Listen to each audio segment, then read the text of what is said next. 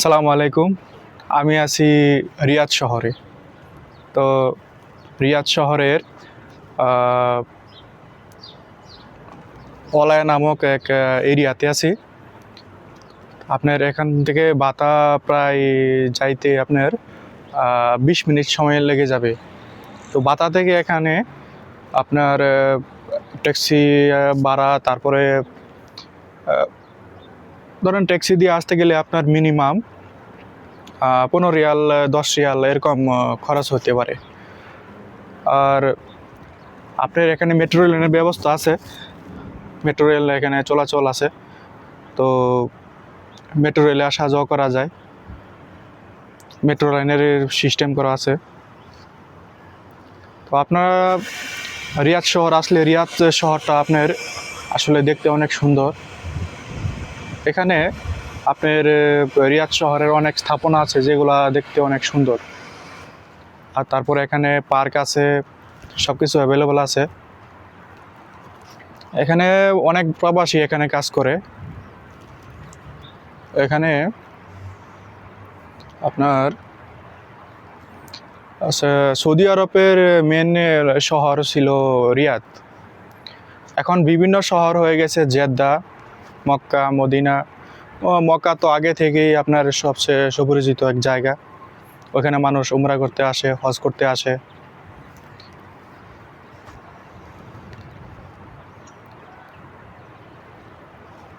বিভিন্ন দেশ থেকে ওই মুসলিম যারা আছে, পাকিস্তান থেকে আসে, তারপর ইন্দোনেশিয়া, বিভিন্ন স্থান থেকে আপনার হজ করার জন্য, উমরা করার জন্য এখানে মক্কা মদিনায় আসে। সৌদি আরবের একটি ভালো জায়গা রিয়াদ শহর।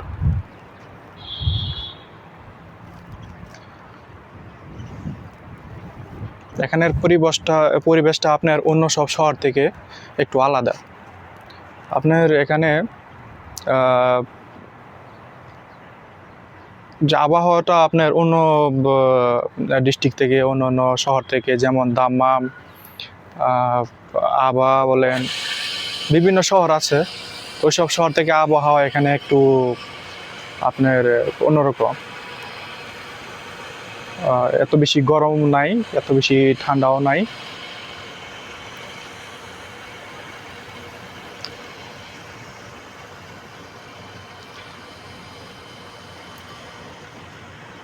তো আমরা যারা প্রবাসে কাজ করি, বিভিন্ন জায়গায়, বিভিন্ন প্রতিষ্ঠানে, বিভিন্ন কোম্পানিতে কাজ করি।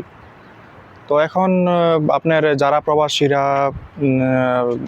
সৌদি আরবে কাজ করতেছে, তাদের প্রায় বিভিন্ন সমস্যার মাঝে পড়তে হয়। যেমন ভালো কোম্পানি পাওয়া যায় না, ভালো কাজের স্থান পাওয়া যায় না।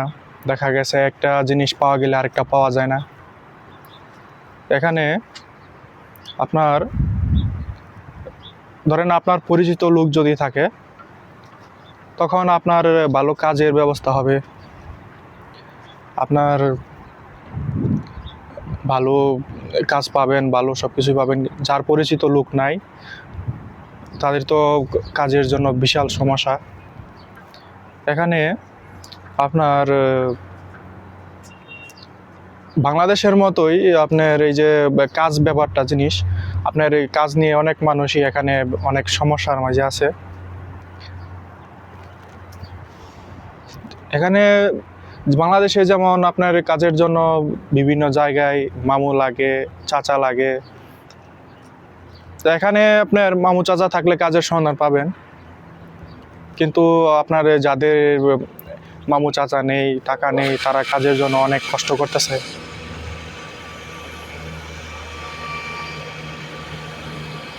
তো এখানে আপনার বেশিরভাগ দালাল কাজের ব্যাপারে কথাবার্তা বলে যে কিছু টাকা দাও, টাকা দিলে কাজের ব্যবস্থা হবে। দেখা গেছে কাজের কথা বলে কাজ দেয় না, টাকা দেয় না। অনেকে তো অসহায়তার মাঝে পড়ে যায়।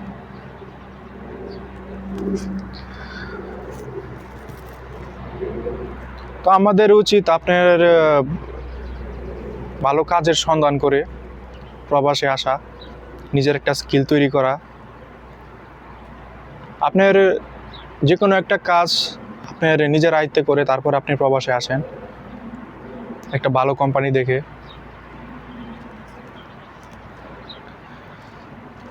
আজকাল সৌদি আরবে আপনার কাজের বহুত সংকট, কাজ তো পাওয়াই যায় না। তারপরে আপনার যে কফিলের যে যন্ত্রণা, এখন প্রায় বেশিরভাগ কোম্পানিতে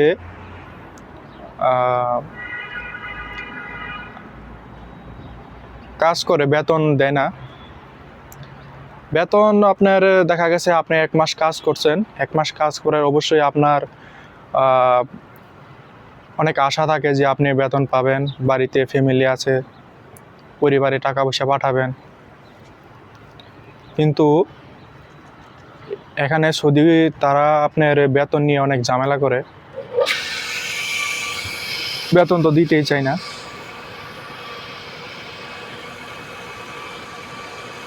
এখানে আপনার কোম্পানিতে কাজ করার পর আপনার বেতনের সমস্যাটা সবচেয়ে বেশি।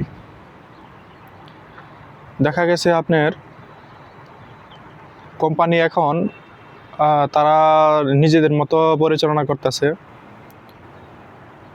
অনেক প্রবাসী আছে যারা ছুটির জন্য বসে আছে, কিন্তু কোম্পানি ছুটি দিতেছে না। অনেক কোম্পানি তাদের একজন লেবার বা একজন কর্মচারী তার যে সুযোগ সুবিধা সেটা এখন আগের মতো নাই।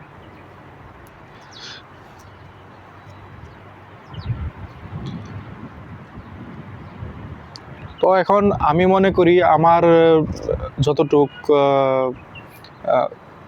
প্রবাসের এক্সপিরিয়েন্স, আমি মনে করি যে নিজের দেশে আপনি কিছু একটা কাজের কর্মসংস্থান তৈরি করেন, এটা সবচেয়ে ভালো হয়। কারণ প্রবাস জীবনে আপনি এখানে এসে আপনি ভালো কাজ পাইলেন না, আপনার মনের মতো হইলো না, আপনি কাজ করতে আপনার কাজের প্রতি অনেক মানে আগ্রহ হারায় ফেলবেন। তো সেই পরিস্থিতিতে আপনি টিকে থাকাটা আপনার অনেকটা দুষ্কর হয়ে যায়। আপনার প্রবাসে অথবা সৌদি আরব বলেন, দুবাই বলেন, কাতার বলেন, আপনি যেখানেই বলেন, যেখানেই যান, সেখানে আপনার যাইতে কমসে কম 4 থেকে 5 লাখ বর্তমানে অ্যাভেলেবল লাগে। তারপরে দালালের এই সমস্যা, এই সমস্যা, কাজের সমস্যা। তো আমাদের অনেকে চোখে দেখা যে বহুত লোক আপনার সৌদি আরবে আসছে, আসার পরে কাজ পাইতেছে না, এই সমস্যা। তারপর কপিল ভালো না, কাজটা ঠিক মতো পাচ্ছে না, বেতন পাচ্ছে না, একটা পেলে একটা নাই।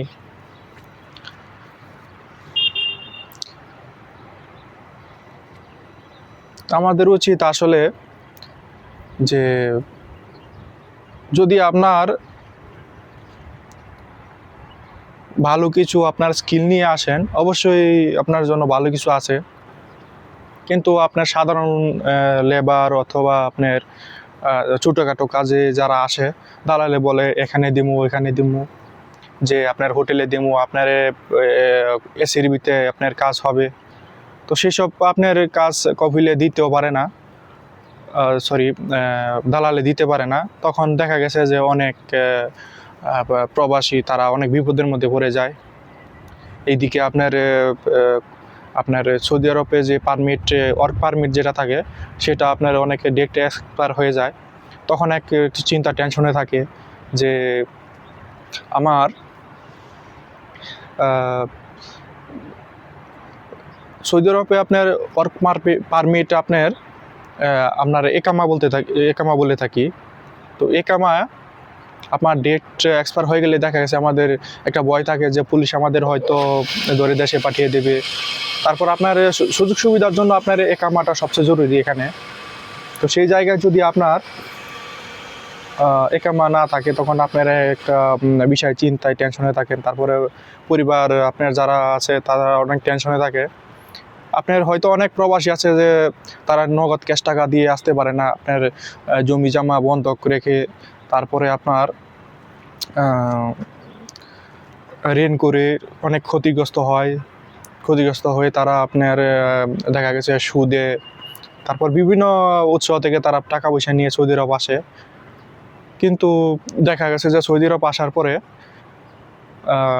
বিভিন্ন ঝামেলায়, তারপরে মানে খাবার দাবার, বাসস্থান সব কিছুর সমস্যায় ভুগতে হয়। তো আমি বলবো, যারা আপনার একদম ভালো একটা পজিশন নিয়ে, ভালো একটা স্কিল নিয়ে আপনি আসতে পারেন, তো আপনার ভালো একটা কোম্পানিতে আপনি ইন্টারভিউ দিয়ে একটা চাকরি হবে। তো এখানে যারা নিম্ন ধরেন পরিচ্ছন্নতা কর্মী, তারপরে আপনার পার্কে কাজ করে টুকটাক ছোটোখাটো কাজে যারা আসেন, তারা মোটামুটি একটু ঝামেলায় পড়ে যায়। তো মাঝে মধ্যে দেখা যায় কোম্পানি আপনার অবস্থা যখন একটু সংকটে পড়ে যায়, তখন কর্মী ছাঁটাই শুরু হয়ে যায়। তো সেই জায়গা থেকে আপনার কর্মী ছাঁটাই যখন শুরু হয়ে যায়, তখন একজন নিম্ন স্কিল ছাড়া যে লোকগুলো আছে, পরিষ্কারের কাজ, যেমন রাস্তা পরিষ্কার করে, এখানে বলা হয় বলদিয়ার কাজ। বলদিয়ার কাজগুলো যারা করে তাদের বেতন হয় অল্প, সীমিত, তাদের খাবার দাবার সমস্যায় পড়ে যায়। তখন তারা অন্য একটা জায়গায় কাজ খুঁজতে গেলে দেখা গেছে কাজ পাচ্ছে না। দেখা গেছে যে আত্মীয় স্বজন তারা যারা প্রবাসে থাকে, তারাও কিন্তু একটা সমস্যায় থাকে। যেমন একটা লোককে কাজ দিয়ে দেওয়া, কাজ এখানে খুঁজে পাওয়া যায় না। দালালের কাছে যাবেন, দালালের কাছে আপনার কাছ থেকে টাকা নিবে, আপনি কাজ দেখা যাচ্ছে টাকা নেবে, কাজের জন্য তাকে বলবেন যে আপনার কাজ হয়েছে কি না, তখন সেও বলবে যে একটু সময় দরকার, এই সেই, সে উল্টাপাল্টা করে সময় পাস করবে। কিন্তু এক সময় দেখা গেছে সে কাজও দিতে পারতেছে না, কাজ দিলেও সে কাজ আপনার মনে মতো হচ্ছে না। তো এই জন্যই বলবো, আপনার প্রবাসে আসার জন্য সবার আগে মানুষের একটা কাজ, ধরেন আপনার বিভিন্ন পেশা আছে, বিভিন্ন পেশায় কাজ আছে। যেমন ধরেন আপনার ড্রাইভিংয়ের কাজ, এটা আপনার বাংলাদেশে প্রায় মানুষ এই ড্রাইভিং ট্রেনিংয়ের কাজ করতেছে। তো আপনারা চাইলে ড্রাইভিংয়ের কাজটা শিখে আসতে পারেন। তারপরে আপনার এই যে ক্যাটারিংয়ের কাজগুলা, আপনার রান্নাবান্নার কাজ, তারপরে আছে আপনার ওই বিভিন্ন অফিসিয়াল কাজ আছে, ওইগুলো করা যায়। তো এখন অফিসিয়াল কাজও ততটা এখন সম্ভব হচ্ছে না, কারণ আপনার এখন সৌদি তারা সিস্টেম করতেছে যে আগামী মাসের ভিতরে হয়তো তাদের বিভিন্ন কোম্পানিতে বা সৌদি আরবের যতগুলো কোম্পানি আছে, তাদের 60% তারা সৌদিয়ান বা স্থায়ীকরণ করবে। তখন হয়তো আমরা প্রবাসী যারা বিভিন্ন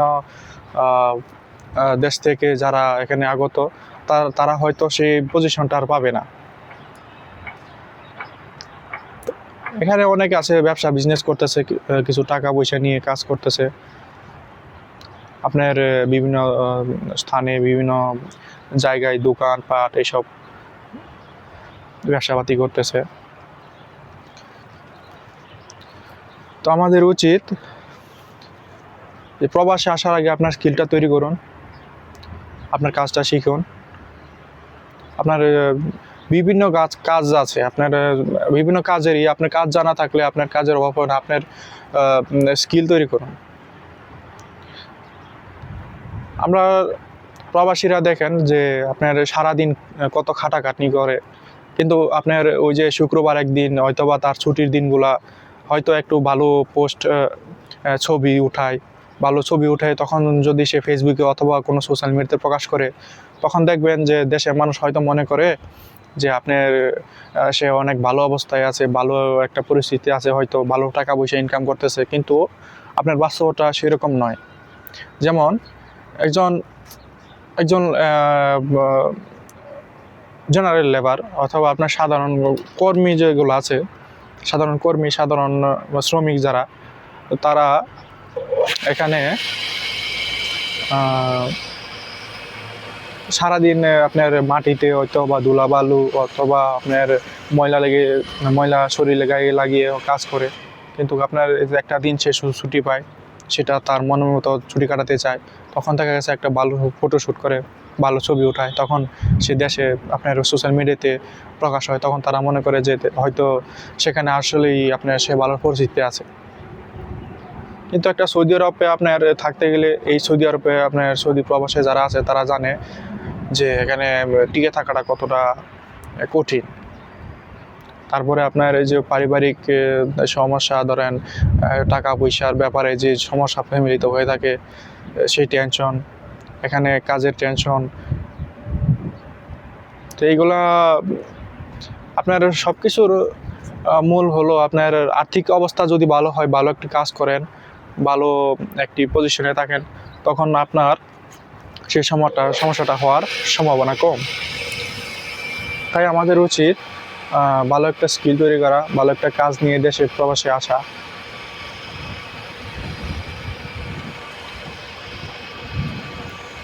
তো আমি আসছি আপনার রিয়াদ শহরে।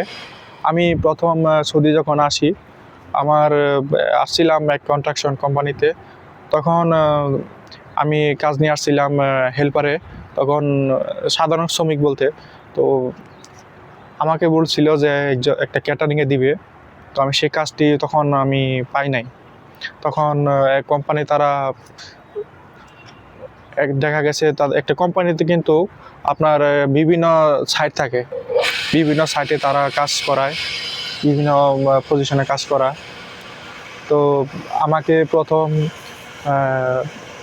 প্রায় 1 বছর যাবৎ আমাকে ধরেন এখান থেকে ধরেন এক জায়গায় এক সাইটে আমি 6 মাস কাজ করছি, আরেক সাইটে 3 মাস, আরেক সাইটে 2 মাস, এভাবে করে প্রায় আমার 1 বছর কেটে গেল।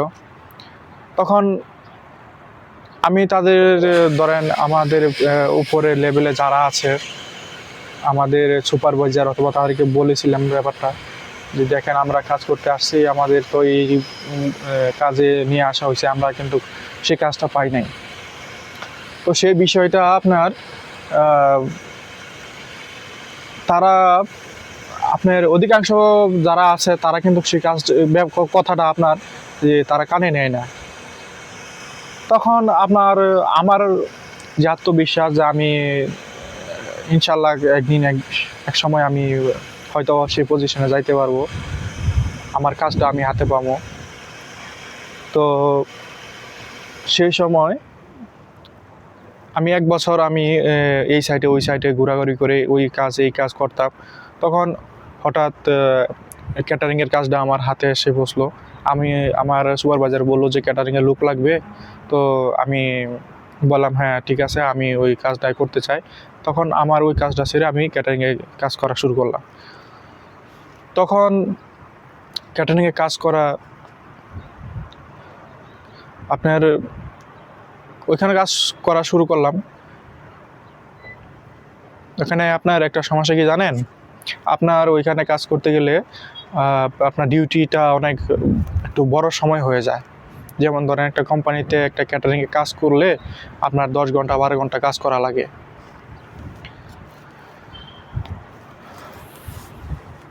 তো আমি সেভাবেই করতাম। তো একটা জিনিস আপনার প্রবাসী যারা কাজ করে তাদের দেখবেন অধিকাংশ লোক আপনার যে সৌদি আরবে যে আবহাওয়া আর যে সৌদি আরবের যে রোদের টেম্পারেচার, সে অন্য সব কান্ট্রি থেকে আপনার ধরেন বাংলাদেশে যাওয়া আসে, এখান থেকে বাংলাদেশের রোদ থেকে সৌদি আরবের রোদের টেম্পারেচার একটু বেশি। আর সেই রোদ থেকে আপনার বাঁচার জন্য আমি ক্যাটারিং পথটাই বেছে নিয়েছিলাম। তো ক্যাটারিংয়ে কাজ করলাম অনেক দিন যাবৎ। ক্যাটারিংয়ে আপনার তখন ওভার টাইমও ছিল, তখন মোটা অঙ্কের ভালো একটা পয়সা আমি অ্যামাউন্ট পেয়েছিলাম। তারপরে আমি আস্তে মানে কাজ করতে থাকলাম। কাজ করার পরে এক সময় আমার কোম্পানির অবস্থা আপনার করোনার সময় তখন একটা ভালো মানে একটা ধাক্কা খেয়ে যায় করোনার সময়। তখন ওই কোম্পানি আমাকে ছাড়তে হয়, তখন আমি রিয়াদে চলে আসি আমার পার্শ্ববর্তী এক এলাকার ভাই তার মাধ্যমে। চলে আসার পরে আমি একটা কাজ যে মনে যে আকাঙ্ক্ষা নিয়ে এসেছিলাম যে কাজটির জন্য, সে বলেছিল সেই কাজটি আমি পাই নাই। পরবর্তী আমি অন্য একটা কাজ আমি লোকের মাধ্যমে আমি পেয়ে যাই। তো সেখানে প্রায় আমি 5 বছর যাবৎ কাজ করছি একটা ফার্নিচার কোম্পানিতে। সেখানে আমাদের কাজ ছিল আপনার ওই যে চায়না থেকে আমাদের কোম্পানিতে সোফা, চেয়ার, ডাইনিং টেবিল এসব ইম্পোর্ট হয়ে আসতো। তখন আমরা ওইগুলো আমাদের ওয়্যার হাউসে এগুলা রাখতাম। তো আমাদের কোম্পানির শোরুম ছিল, সেখানে বেচা কেনা হয়ে গেলে তখন আমরা সেই সামান অথবা যে জিনিস আমরা বেচা কেনা হয়ে যেত সেগুলো রেডি করে সৌদির বাসায় বাসায় পৌঁছে দিতাম। তো একটা জিনিস ইন্টারেস্ট ছিল যে তখন সৌদির বাসায় গেলে অথবা তাদের প্রয়োজনীয় জিনিস দিলে হয়তো বাসায় গেলে আমরা কিছু হাদিয়া হিসেবে কিছু রিয়াল পেতাম। তো এখনকার পরিস্থিতিতে সে রিয়াল পাওয়া যায় না। এখন সৌদি আরব অনেক তারা হিসাবই হয়ে গেছে, সৌদিরা হিসাবই হয়ে গেছে, এই জন্য এখন আর ততটুকু হিসাব মানে রিয়াল হাদিয়া এইসব এখন আর পাওয়া যায় না। তো রিয়াদ শহর আসলে অনেক আপনার পরিবেশ অনেক ভালো, উন্নত জায়গা, কাজও উন্নত। এখানে আপনার ভালো হোটেল, আপনার ভালো কাজের স্থান আছে এখানে। তো আপনাদের স্কিল নিয়ে আসলে অবশ্যই এখানে ভালো কাজ করতে পারবেন, কিন্তু স্কিল ছাড়া আসলে আপনাদের কাজ এখানে আপনার ভালো শহরে, ভালো জায়গা, ভালো পরিচিত হবে না। তো সবার আগে আপনার কাজের স্কিল ঠিক করুন, আপনি কোন কাজটা করবেন সেই কাজে আপনার অভিজ্ঞতা তৈরি করুন। তো এই বলে এখন আমার আপনাদের কাছ থেকে বিদায় নিচ্ছি, আমি সজি।